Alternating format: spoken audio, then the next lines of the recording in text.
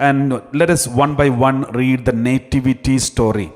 So we all have heard the nativity story, the way Jesus was born, the circumstances, the way Jesus, all those stories, we have heard it many times.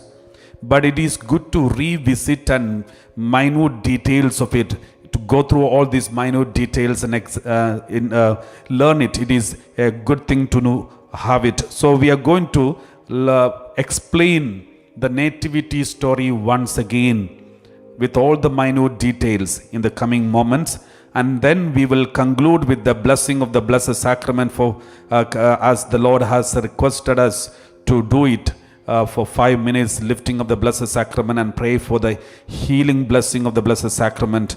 So many are receiving mighty blessings through this blessing of the Blessed Sacrament. So now let's read Gospel of Luke chapter 2 verse 1 onwards. Luke chapter 2 verse 1 onwards, we read like this. In those days, a decree went out from Emperor Augustus that all the world should be registered. This is very important.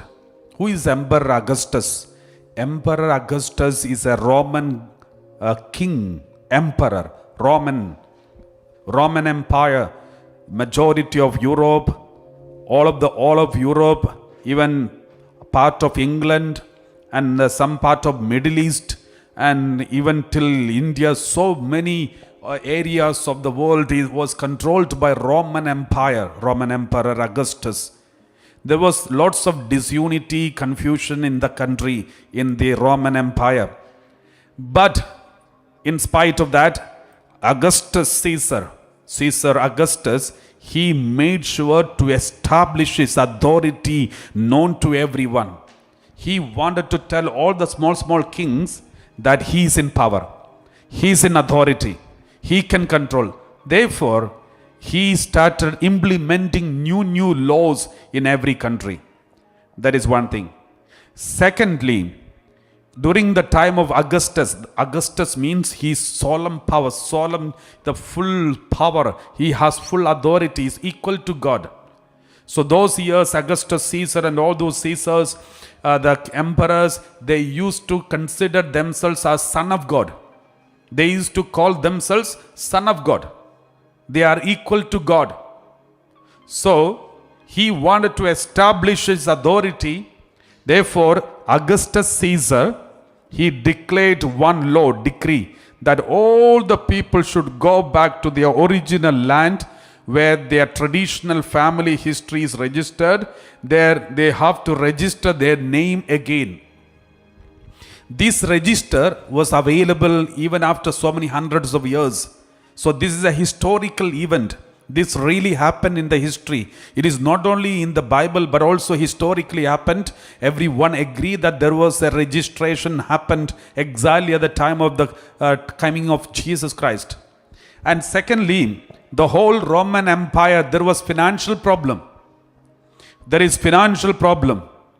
When there was financial problem, in order to strengthen the economy, he announced this decree. You know what happens when there is an announcement that everyone should register their names, not anywhere, wherever they are, but they have to go to the original land, motherland, where they were born or their family tradition is. They have to register their name there. What does it mean? That means practically every family member has to leave their city and then go to another city. Because many are in Nazareth, but they are originally from Bethlehem. Many are in Bethlehem, they are originally from Nazareth. And likewise, everyone is in different countries, different places.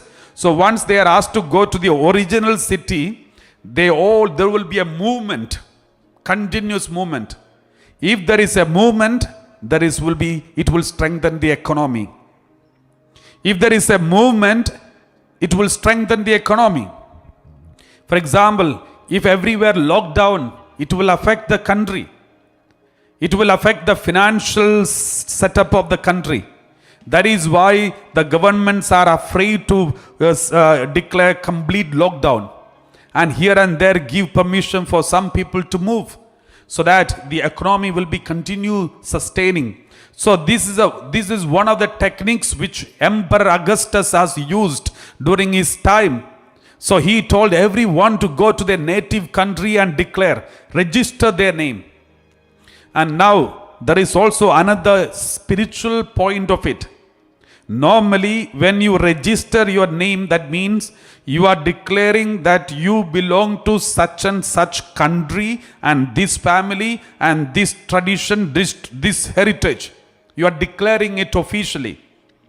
When I register my name in India and my name is registered and I'm given an Aadhaar card or maybe a passport to show my identity, that means I belong to that kingdom, that country.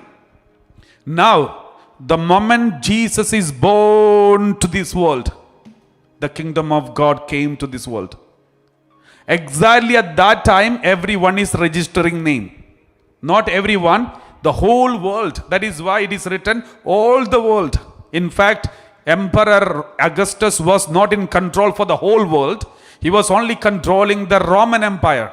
But then why Bible did not say all the Roman Empire should be registered. The Bible doesn't say that. But Bible said all the world register the name.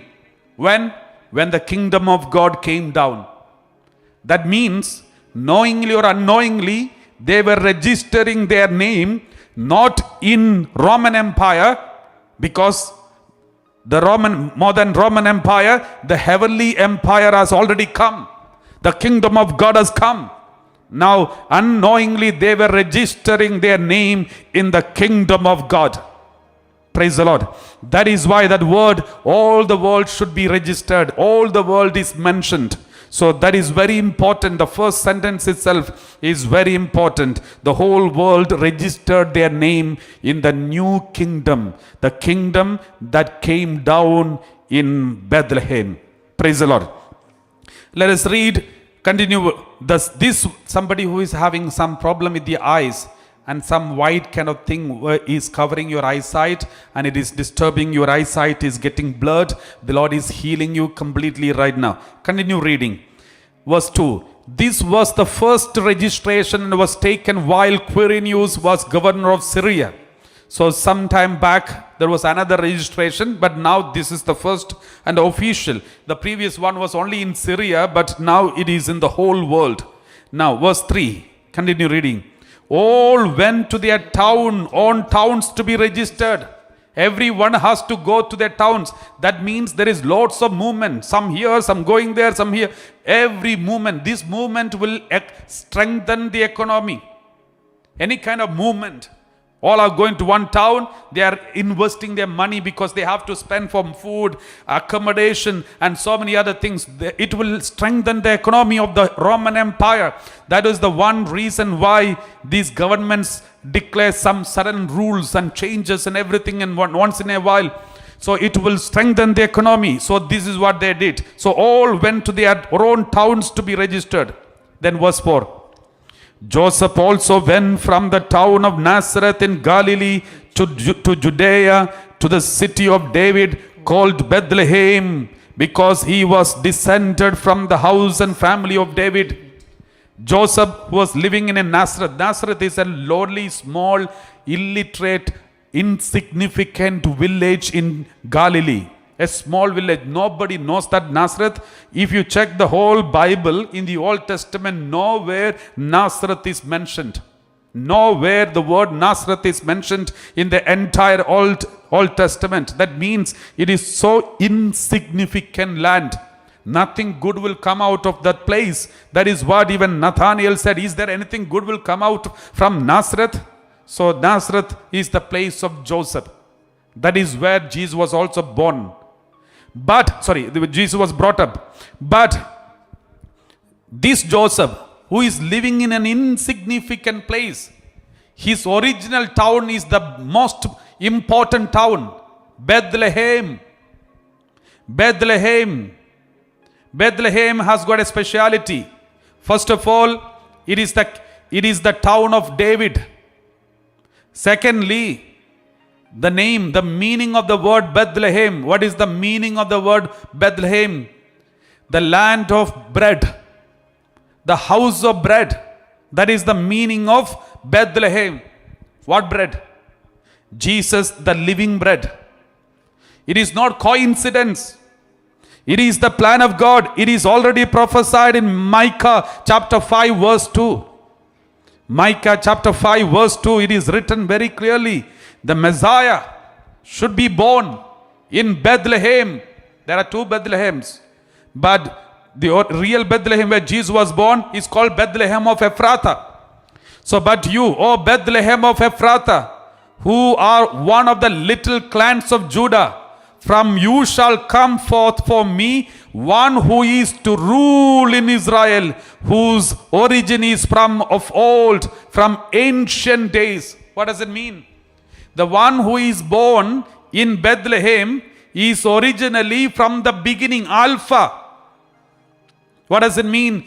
Jesus, the Messiah who is going to be born, is not just a prophet, is not an ordinary man, but he is God himself, ancient one. The ancient one. Ancient days means even before the creation. Praise the Lord. So there is a prophecy already that the Messiah, the Savior, is going to be born in Bethlehem. He is the one who is going to rule Israel. From the town of David who ruled Israel. And secondly, another point, it is written, we read in Gospel Luke chapter 4. It is written, Joseph also went from the town of Nazareth in Galilee to Judea, the city of David called Bethlehem, because he was descended from the house of family of David. What is the family of David? If you check the history of David, David became king, his son became king, his son's son became king, and their greater son became the king, and likewise one by one, the successors one by one, they all became kings. So Jesus is born in the family of kings. That means Joseph is a royal family member. Royal family. And it is established by this registration. That is the reason Joseph went to David, city of David. That is the place his family history is recorded. That means, suppose if the kingship was there in Israel during the time of Joseph, the next king of Israel would be Joseph. Joseph was the king. Since Joseph has got no other children, and the only son, legal son, not physical son, because Jesus is not the physical child of Joseph, but legal adopted child, adopted from God. Therefore, naturally, Jesus is the next king. So there is a legal lineage and there is a physical lineage. Legal lineage is through Joseph and physical lineage is through Mother Mary, because Mother Mary is also from the family of David. That is why both of them went to Bethlehem. Praise the Lord. Hallelujah. So my dear brothers and sisters, this is very important. So this is the fulfillment of all the history. And another most important point that you have to see, though an insignificant place Joseph was living, insignificant, unimportant place, but in front of God he is a chosen one, holy one. You know, his family is Bethlehem. My dear brothers and sisters, by doing so, by showing this contradiction, by showing these differences, the Lord wants to tell us we cannot reject anyone saying they are insignificant, they are useless, they are good for nothing, their background is not good, their family background is not good. You know, when you when you fix your marriages, when you decide your future friends and others, sometimes we take decisions based on their family background. They are coming from so-and-so family. There is a problem. They are so coming from so-and-so places. That is a problematic place. By doing so, by thinking so, by branding like this, we should never look at human beings, because look at the family lineage of Jesus. In the genealogy, when we were discussing about the genealogy of Jesus, we saw 4 unimportant women. All of them are unworthy. One of them prostitute, official prostitute. Second one committed a prostitution. And third one is a Gentile. And fourth one and is Bathsheba, who also did something wrong with David.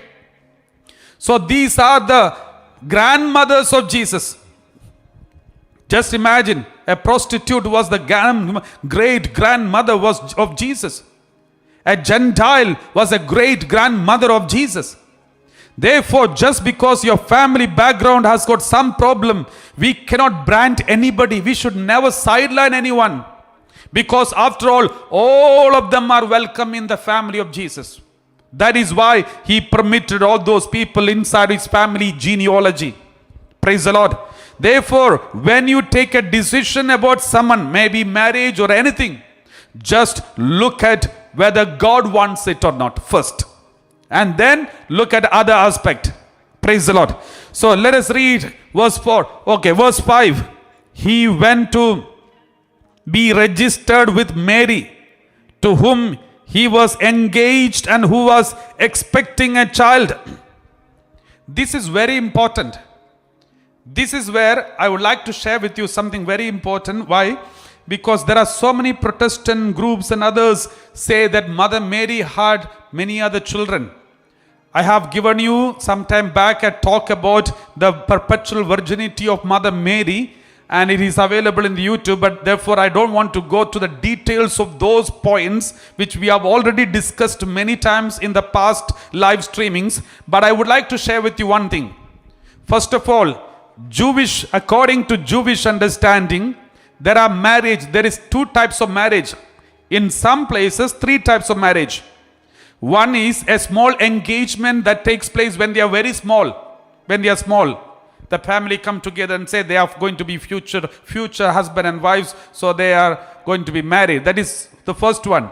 And the second one is another engagement once they are grown up. The grown up means when a girl is around 12 and boy is around 18 or 16, there is an engagement that takes place, or betrothal. We can call it betrothal or engagement. Once betrothal or engagement is done, you are equal, that you are married, equal to marriage. Engagement or a betrothal is equal to marriage. If you want to go out of this engagement, you need divorce, because betrothal was equal to marriage.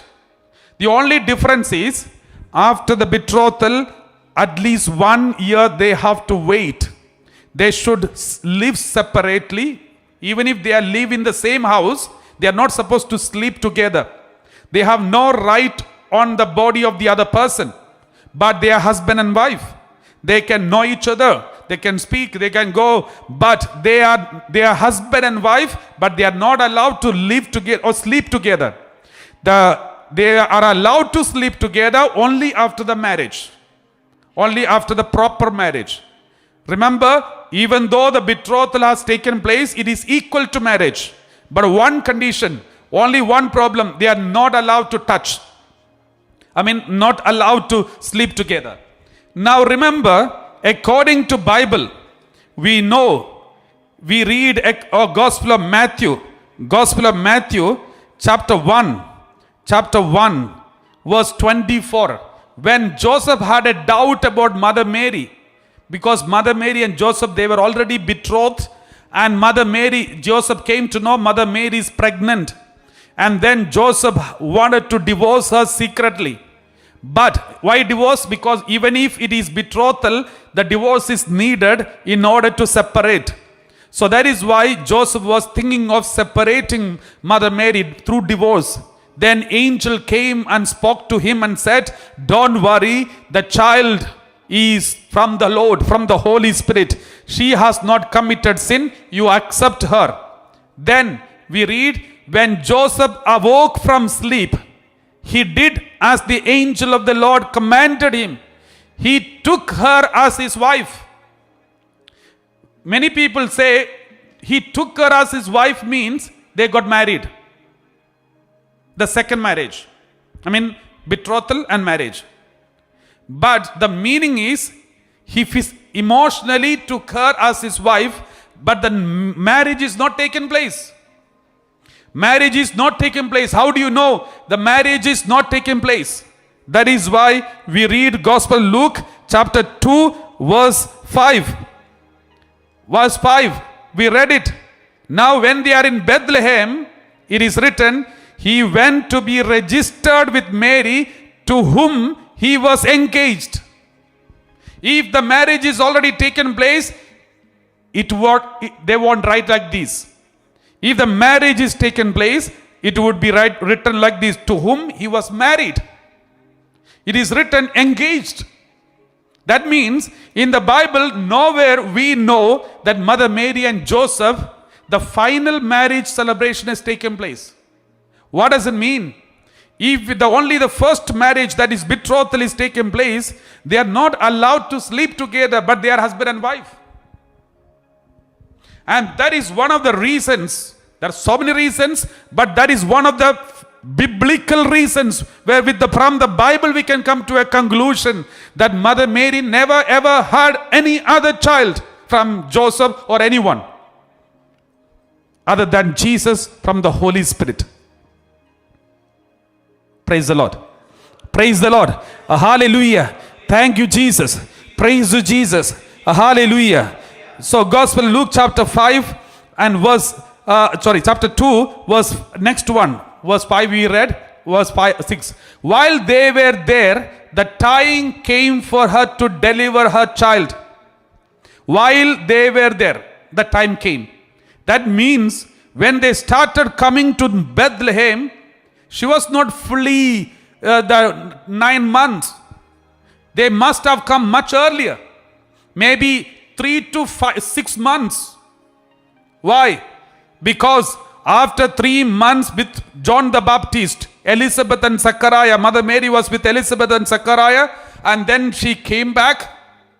As soon as she came back to Nazareth, then she had this problem with Joseph. Then Joseph accepted her. And then Joseph knew it is not to keep this lady, this wife, in front of this public, because we are not final marriage is not taken place, and now she is already pregnant. If people start noticing her stomach, there will be big problem. Therefore Joseph decided exactly at that time, this register, the Augustus Caesar's decree was announced. Then Joseph understood this is the right time to escape from my country, my native place, and let me take her to Bethlehem and let everything taken place there, so that we all will be safe from the public. And that's why Mother Mary and Joseph, both of them decided to go for this journey. And then they went to Bethlehem. And when they were there, the time came. Later, the time came for her to deliver her child. And remember those days, all the city members, all those who are supposed to be registered in Bethlehem, they all had come to Bethlehem. Therefore, all the places were full, all the houses and all the inns, everywhere full of people. And therefore, Mother Mary and Joseph, they did not get a place, but they must have slept in many places here and there with the limited conveniences. But at the end, when the exact time for delivery has come, there was no proper place. They needed a proper house or room to give birth to a baby. But there was no room. Until then, they could manage here and there. But the most important time, the delivery time, they needed a comfortable place, not only for the child, but not only for the mother, but also for the child. So we read verse 7. We read like this: and she gave birth to her firstborn son and wrapped him in bands of cloth and laid him in a manger, because there was no place for them in the inn. They did not get any place there, but somehow they managed to get only one place, that was a manger. And manger means a cattle shed. The worst place for a child to be born. Most probably infection and all kinds of things can take place, because that is not the safest place at all. Praise the Lord. Hallelujah. If God is in control, even the least safe place is safe for you. If God is in control, if God is with you, even the least safe place will be safe for you from the infection and all this problem. When you are a doctor, when you are someone, when you are in the hospitals, you feel that may not be so safe for you. But don't worry. Just trust in the Lord. Believe in God.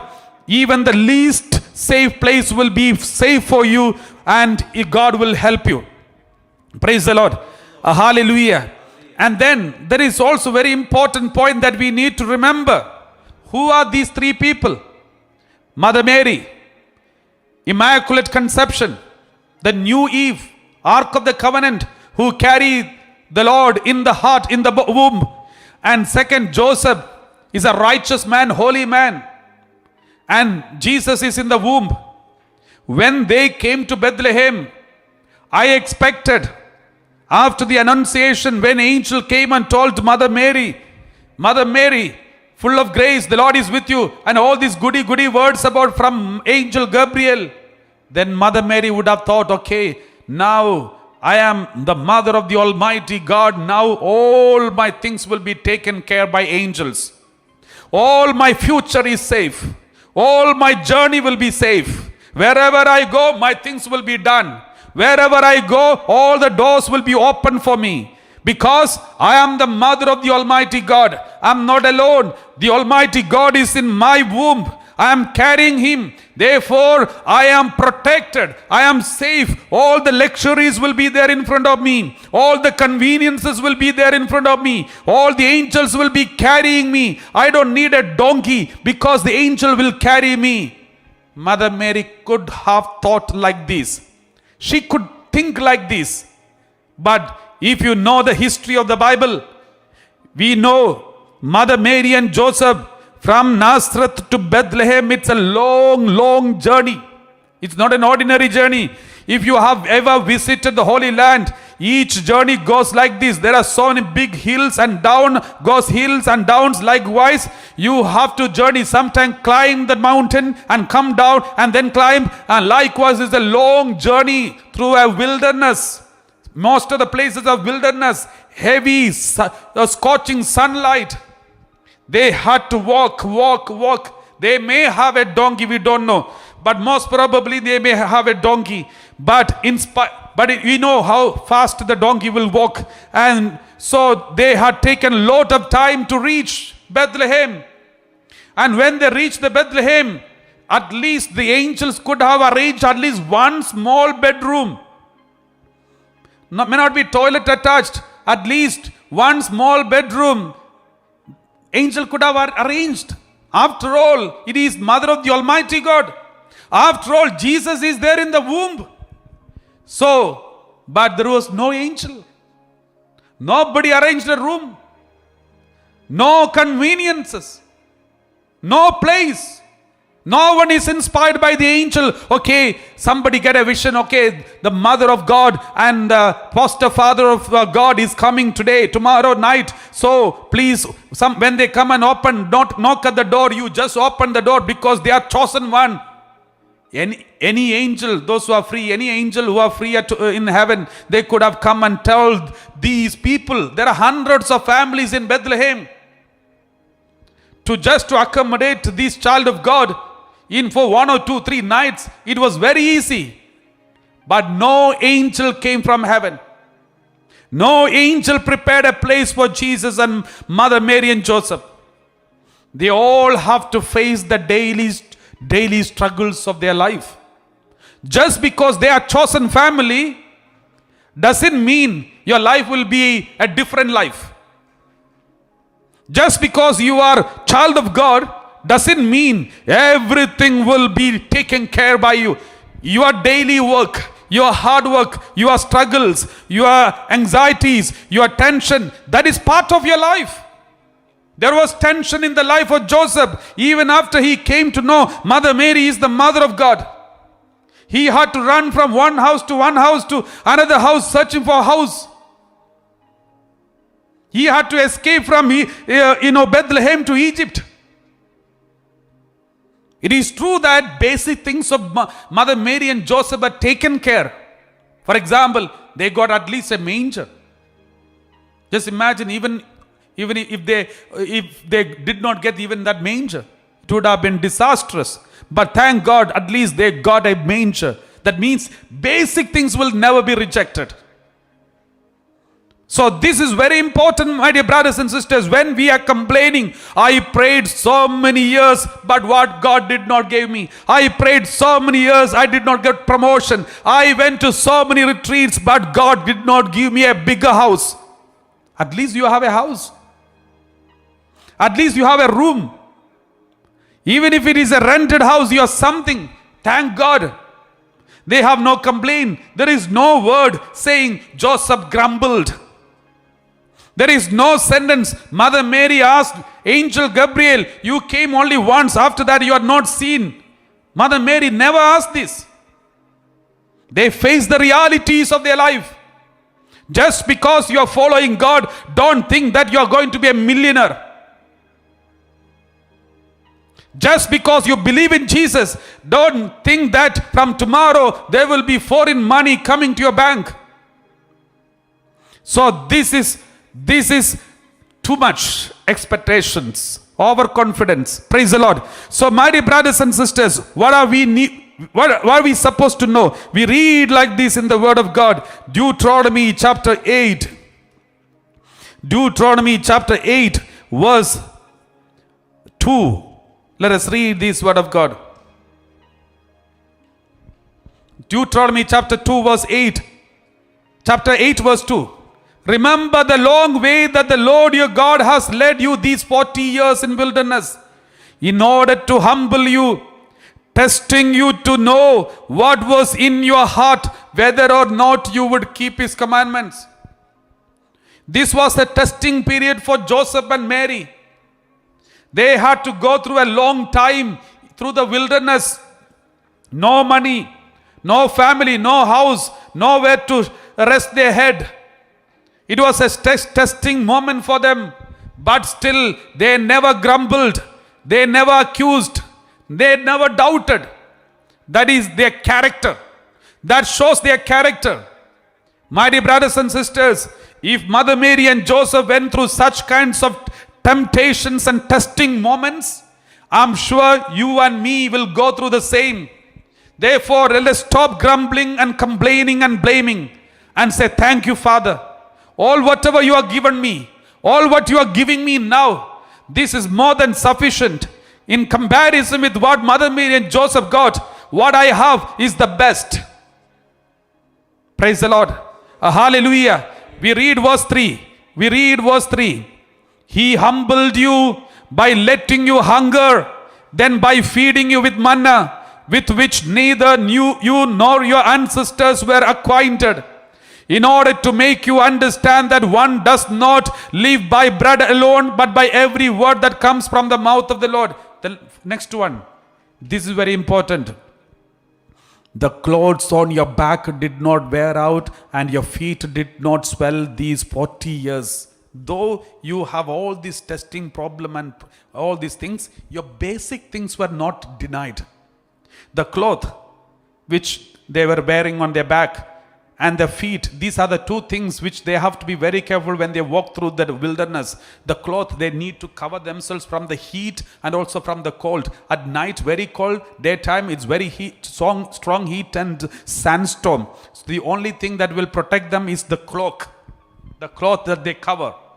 The second one, the feet. If the feet is infected or some kind of problem, they can't walk. If they can't walk, nobody is there to carry. They are gone. So these are the two basic things when they have to be careful when they walk through the wilderness. The Lord says, your clothes never worn out. Your clothes, 40 years. How many of you can wear your 40 years back dress which you used to wear 40 years ago? Okay, 40 years ago you may be a small baby. That anyway you can't wear. But remember this. The dress code which the Egyptian Israelites wear is not like the dress that we have according to the measurement. It's a long cloth, and which they were wearing when they started their journey from Egypt. And it continued for almost 40 years. All these people, they were able to wear it. And the Lord says, this did not wear out. And your feet never got infected. It was strong.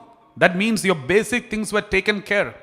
Just like the Holy Family, the basic conveniences were given to them. Basic one. What is the basic one? Manger. Cattle shed. At least they got it. Now the Lord says, so there is nothing to be complaining of. These are the testing period we have to go through. Just because you are following Jesus, don't expect be a millionaire or billionaire, but expect one thing: heaven is assured. The best place in the world, the heaven is assured, paradise is assured. That is what our final destiny, that is our final journey, that is our home. And all these so-called buildings that we are building today, it is not our journey. I know there are so many families during this COVID-19 situation, there was so many news. There was some people who built huge mansions, spending millions of pounds, beautified and kept it in their hometown. But they could not live in that house, because before that they got some sickness or something and died. There are so many examples in the history. Not because they are sinners or not because this is to show to each and every one of us, all those who read these news, you have to see and you have to remember. Not when you read such kinds of news, when I announce you this news, you should not blame those people, but blame yourself and see, what are you thinking? You are thinking of buying one more house? You are thinking of making a bigger house? You are thinking of buying a new, bigger car? Remember, we may buy it, but we may not enjoy it. You will buy, and your wife and children will enjoy it. Your husband and children or neighbors will enjoy it, but we will never enjoy it, because this is not our final destination. This house which we are building here today is not our destination, our heavenly destination. That is our final journey time. That is the final home. Therefore, don't worry about what you receive here. This is basic is enough. Minimum is enough. Be happy with the minimum. Be happy with what we get. Then you will see the maximum will be given. The best will be given. Praise the Lord. Hallelujah. So my dear brothers and sisters, this point let us keep in our mind before when we celebrate every Christmas. Every time when we celebrate Christmas, let it be in our mind.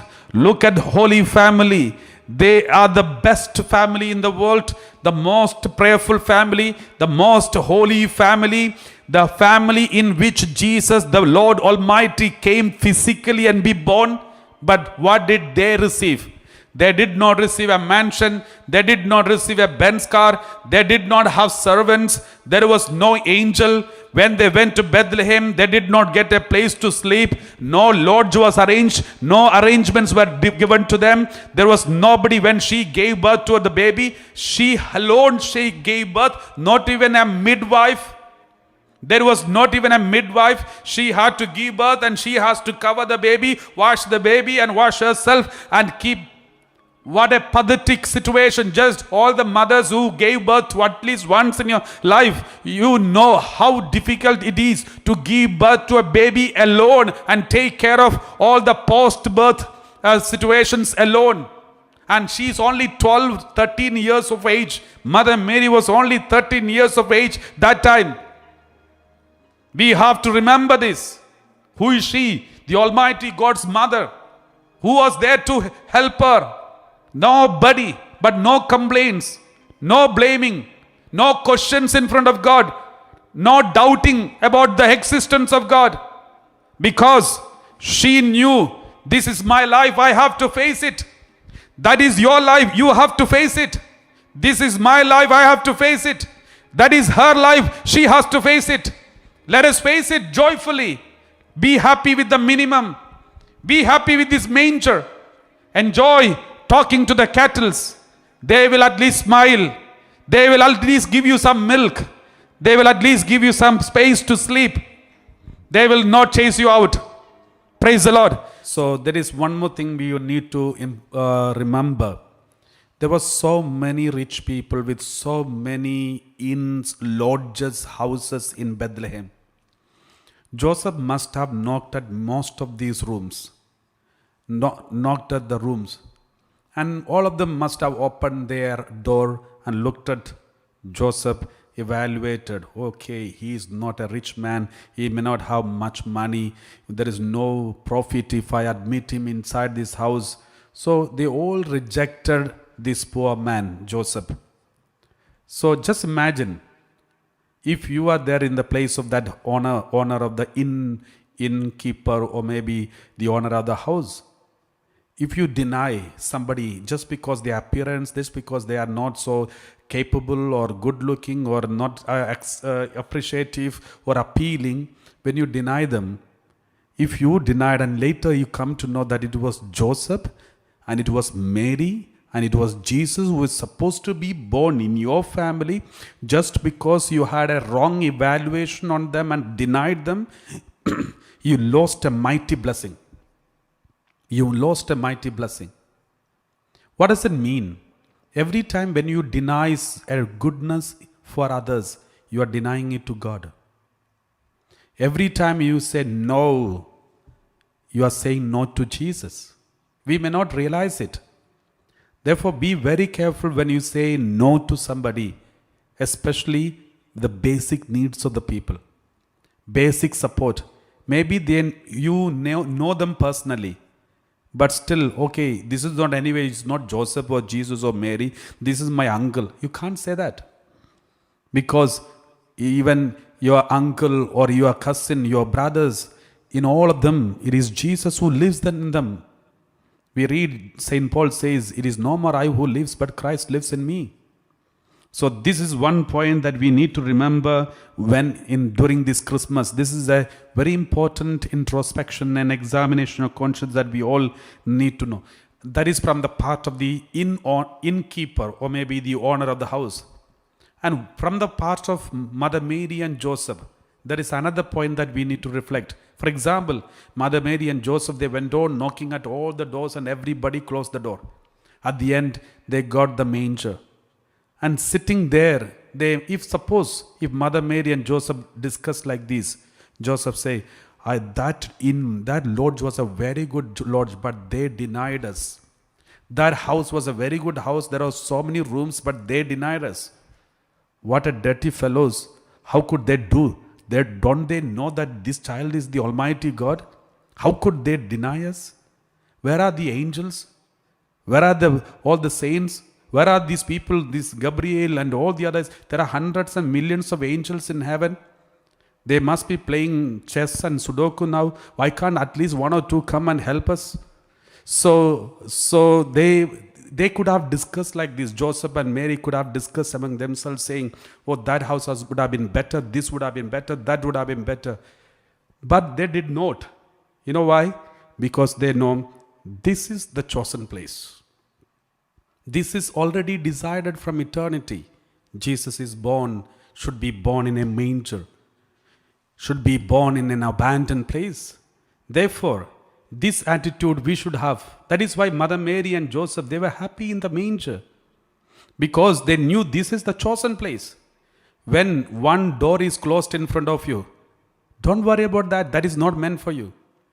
You went for an interview. You had lots of expectation, but they denied you.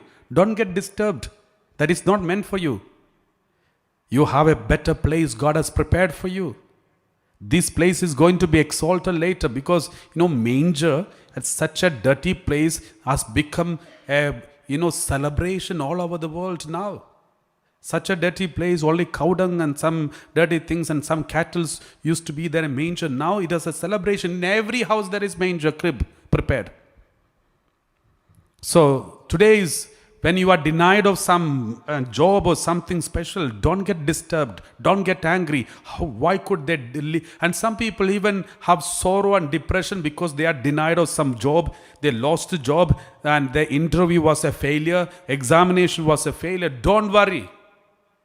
You do your best. The Lord will do His best. You just wait. Maybe manger. This manger will be an exalted place later. And many people want to have manger in their own billionaires' houses and millionaires' houses, and everyone will be beautifying it, celebrating it tomorrow.